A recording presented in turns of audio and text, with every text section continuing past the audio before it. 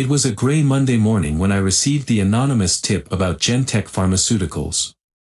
As a corporate lawyer, I was used to dealing with high-stakes cases, but this one felt different. The informant's message had been brief and unsettling: Michael and Jessica are hiding something big. Look into the clinical trials. I shuffled through the initial paperwork and public records, expecting to find little more than routine discrepancies. However, as the hours passed and the stack of documents grew taller, a disturbing pattern began to emerge. Jentech's financial reports were meticulous, almost too meticulous. There were odd fluctuations in the data, and trial results seemed too favorable to be true. I sat in my office, the dim light from my desk lamp casting long shadows on the walls. My assistant, Linda, knocked gently and stepped in. "Alex, you have a call from Dr. Heather Morris, a former Jentech employee. She says it's urgent." "Thanks, Linda. Patch her through." The line crackled before Dr. Morris's voice came through, weary and strained. "Mr. Dawson, I hope you're the right person to talk to. I've heard about your investigation into Jentech." "You've heard correctly. I'm looking into some serious allegations." "What can you tell me?" "There's so much, it's hard to know where to start. I worked in the clinical trials department. There was pressure from above to adjust results. They wanted to push a new drug through faster, no matter the cost." I leaned forward, my interest piqued. "Can you be more specific? What kind of adjustments?" "Data manipulation. The results weren't just tweaked, they were completely altered. I saw emails where executives explicitly instructed us to modify the outcomes. They wanted the drug approved no matter how dangerous it was." Dr. Morris's voice trembled. "I had to leave because I couldn't live with the guilt. If you're serious about this, you need to find the evidence. They're ruthless." I assured her I'd follow up and hung up the phone, feeling a knot of apprehension tighten in my stomach. It was one thing to hear about corruption and quite another to have a first-hand account. I spent the next few days poring over Jentech's records, sifting through mountains of paperwork. The breakthrough came when I discovered a series of emails between Michael Reynolds and Jessica Harris, Jentech's CEO and head of R&D. The emails discussed adjustments to trial data in coded language, referring to enhancing outcomes and recalibrating metrics. One evening, while reviewing these documents, I was interrupted by a knock on my office door. It was Richard, a senior investigator I often collaborated with. "Got something for you, Alex," Richard said, dropping a manila envelope on my desk. "I've been digging into Jentech's financials. There's something odd about their drug approval expenses. It's like they're cooking the books." I opened the envelope and scanned the enclosed documents. It was as Richard had said, massive discrepancies between reported and actual expenses, hidden under layers of accounting jargon. "This is gold, Richard. We need to tread carefully. If they catch wind of this, they'll come after us with everything they've got." "I'm on it. I'll keep the investigation low-key and make sure we don't tip them off." As I continued my work, the enormity of the situation began to settle in. Jentech wasn't just a company, it was a massive entity with the power to ruin lives. But the deeper I delved, the more convinced I became that uncovering the truth was not just about winning a case, it was about exposing a dangerous and unethical practice that could affect countless lives. I knew that confronting Jentech meant taking on one of the most formidable corporate giants. But as the evidence stacked up and the pieces fell into place, I also knew that there was no turning back. The darkness I was about to unveil was far more profound than I had anticipated, and it was only just beginning. The morning sunlight barely reached my office window as I sifted through the documents Richard had provided. Each day brought new pieces of the puzzle, but the more I uncovered, the clearer it became that Jentech Pharmaceuticals was entrenched in a web of deceit. "Alex, you've got a visitor," Linda's voice crackled over the intercom. "It's Dr. Morris again." I rubbed my temples, feeling the weight of the case pressing down on me. "Send her in." Dr. Morris walked in, her face lined with worry. "Mr. Dawson, I've been thinking more about what I told you. There's something else you need to know." I heard whispers about a secret meeting room where the executives discussed data manipulation. A secret meeting room? I asked, leaning forward. Where? It's supposedly hidden away in their headquarters. I don't know where exactly, but if you can find it, you might find the evidence you need. I nodded, a plan forming in my mind. Thank you, Dr. Morris. Your information has been invaluable. As Dr. Morris left, I started coordinating with Richard. We needed to get eyes on Jentech's headquarters. I decided to bring in a surveillance expert to help us track down the hidden meeting room. That evening, I met with Tom Harris, a private investigator known for his skill in corporate espionage. We sat in a dimly lit cafe, away from prying eyes. Tom, thanks for meeting on such short notice, I said, sliding a folder across the table. I need your expertise to find something that Jentech doesn't want found. Tom glanced at the folder, his eyebrows raising. Looks like they've got quite the operation going. What exactly are we looking for? A secret meeting room where they might be discussing restoring evidence of data manipulation, I explained. Dr. Morris hinted at its existence, but I need solid proof. Tom nodded, his eyes sharp with focus. I'll get my team on it. We'll need to get in and out discreetly. Jentech won't take kindly to any intrusion. Agreed. Here's a list of people to watch and their schedules, I said. Keep a low profile, and let me know as soon as you find anything. Over the next few days, Tom and his team went to work. Meanwhile, I continued to gather evidence from various sources. I interviewed former Jentech employees, each one more revealing than the last. They painted a picture of a company driven by profit at the expense of ethics. One night, as I was working late in my office, my phone rang. It was Tom. Alex, we found something. There's a restricted area in Jentech's headquarters, and it matches the description of the secret meeting room. We've got surveillance footage of people entering and leaving the area. Excellent work, Tom, I said, feeling a rush of relief. Can you get me the footage? Already on it. I'll have it sent over to you within the hour. The footage arrived, and I reviewed it with mounting anticipation. It showed several high-ranking Jentech executives entering the restricted area, carrying documents that seemed to be confidential. I arranged a meeting with the federal prosecutors to discuss the next steps.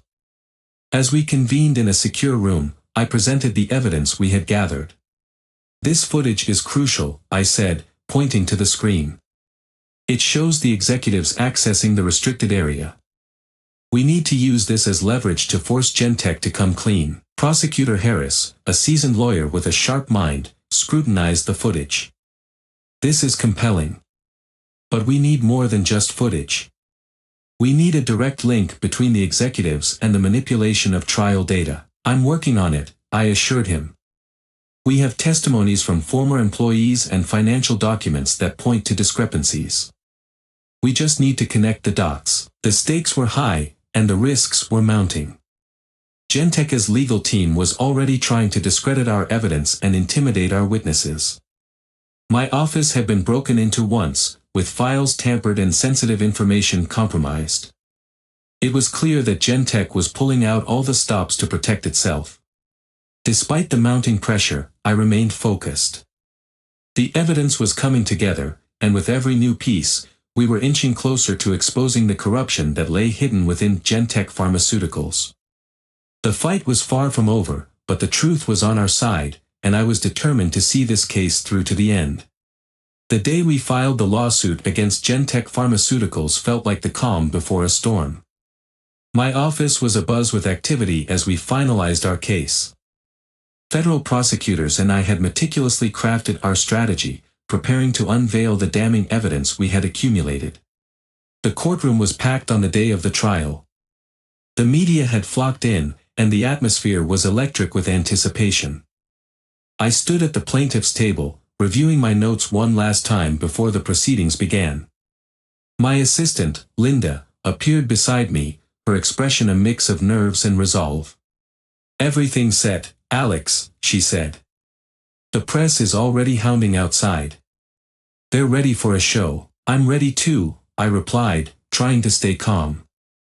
"Let's just focus on presenting the facts." As the trial commenced, the judge, an imposing figure named Judge Reynolds, called the court to order. The defense team for Jentech, led by a sharp-tongued attorney named Claire Bennett, was already making their entrance. "Good morning, Your Honor," Claire said, her voice dripping with confidence. "We're prepared to defend Jentech vigorously against these baseless allegations." I took a deep breath as I began presenting our evidence. The prosecution laid out a compelling narrative of corporate deceit, backed by the footage Tom Harris had provided and the testimonies from former employees. The court watched intently as I detailed the internal emails and financial discrepancies that pointed to a deliberate scheme to manipulate clinical trial data. Claire's cross-examination was aggressive. "Mr. Dawson, are you suggesting that Jentech's entire operation is built on fraud? Isn't it true that the company has a long-standing reputation for innovation and integrity?" "I'm suggesting that a small group of executives, including Michael Reynolds and Jessica Harris, engaged in serious misconduct," I replied firmly. "The evidence shows deliberate manipulation of trial results and financial records." As the trial progressed, the media coverage was relentless. News outlets ran with headlines like "Jentech Scandal," "Executives Accused of Fraud," and "Pharmaceutical Giant Under Fire."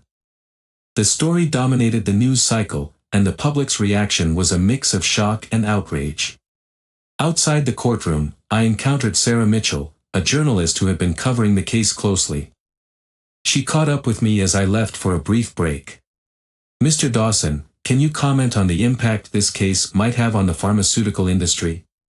Sarah asked, her recorder running. "This case is about holding powerful corporations accountable," I said. "If Jentech is found guilty, it will send a strong message that unethical practices will not be tolerated, no matter how influential the company." The trial continued for several weeks, with each day revealing more about the extent of Jentech's misconduct. The media frenzy only heightened the pressure.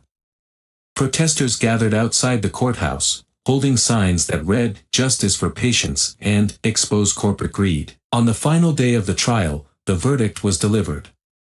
The court found Michael Reynolds and Jessica Harris guilty of multiple charges, including fraud and conspiracy. The reaction was immediate and intense. Jentech's stock price plummeted, and the company's reputation was in tatters. Inside the courtroom, the gravity of the verdict settled in. Michael and Jessica sat stone-faced as the judge announced their sentences. Both faced lengthy prison terms and were required to forfeit substantial assets. "I think we've made a difference today," Prosecutor Harris said as we left the courtroom. "It was a tough fight, but we've held them accountable." "It was worth every moment," I replied, though I couldn't shake the sense of disquiet that lingered. "But we also have to consider the fallout. Many employees are now out of work, and the damage extends beyond just these two executives." In the weeks that followed, Jentech Pharmaceuticals declared bankruptcy. The company's collapse had far-reaching consequences, with thousands of employees losing their jobs and countless patients left in limbo as drug supplies and research projects were abruptly halted. For me, the trial was a professional triumph, but the personal impact was profound. I had taken on a powerful corporation and won, but the price was steep. The victory was marred by the collateral damage inflicted on innocent employees and patients caught in the crossfire.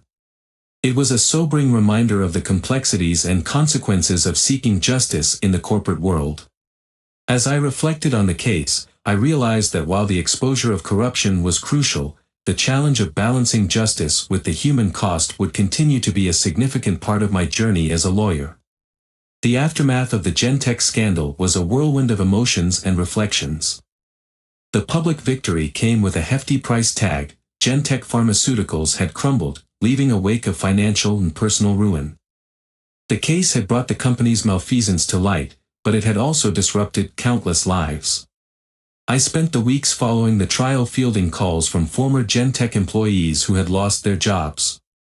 Their stories were heart-wrenching, dedicated workers who had been collateral damage in the corporate war. I arranged a meeting with several former employees at a local community center to discuss their options and provide support where I could. As I arrived at the center, I was greeted by Sarah Mitchell, the journalist who had covered the trial extensively. "Alex," Sarah said, shaking my hand. How are you holding up? It's been a rough transition, I admitted. The trial's over, but the fallout is just beginning. I'm trying to help the employees who've been affected, but it's challenging. We walked into the meeting room where former Jentech employees were gathered. I took a deep breath and addressed the crowd. Thank you all for coming. I want to acknowledge the impact this case has had on you. I'm here to provide any assistance I can and to discuss what steps we might take to support each other during this difficult time. A middle-aged man named Tom, who had worked in Jentech's research department, stood up. Mr. Dawson, we appreciate your efforts, but what happens to the research projects we were working on? Many of us were dedicated to projects that now have no future. I understand your concerns, Tom, I said. I'm working with various organizations to find ways to continue important research and to provide career support for those affected. It's not a perfect solution, but I hope we can find some pathways forward. After the meeting, Sarah caught up with me outside. It's clear that while you've achieved a significant legal victory, there's a personal toll to it. How are you coping with all this? It's hard to separate the professional from the personal, I said.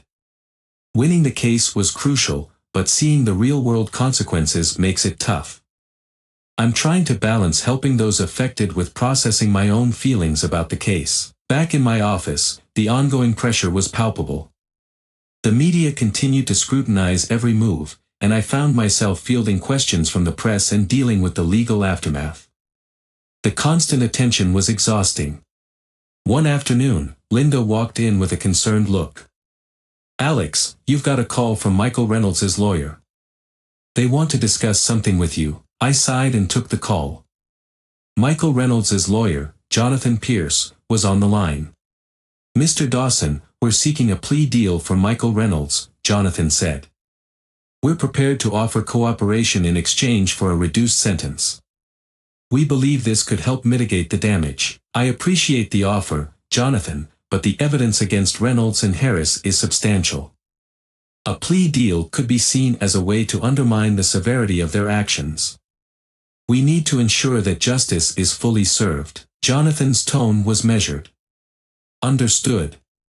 We're prepared to proceed as necessary. The plea deal negotiations were eventually settled, with Reynolds and Harris facing the maximum sentences. The legal resolution brought a sense of closure, but the personal implications lingered. As I wrapped up the final details of the case, I met with Prosecutor Harris for a debrief. We sat in a quiet cafe, reflecting on the trial. You did an exceptional job, Alex, Harris said, sipping his coffee. But I can see it's taken a toll on you. It has, I replied. It's hard to celebrate a victory when the fallout is so severe.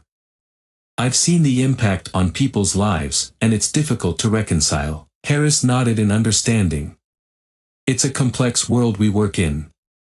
The pursuit of justice is crucial, but so is the empathy we show toward those affected by our actions. The case had altered the trajectory of my career and life. The victory over Jentech Pharmaceuticals was a landmark achievement, but it also highlighted the challenges of balancing justice with its human costs. As I moved forward, I resolved to approach future cases with both the resolve to seek justice and the sensitivity to the broader impact on people's lives. In the end, the Jentech scandal was a profound lesson in the consequences of corporate misconduct and the delicate interplay between professional success and personal responsibility.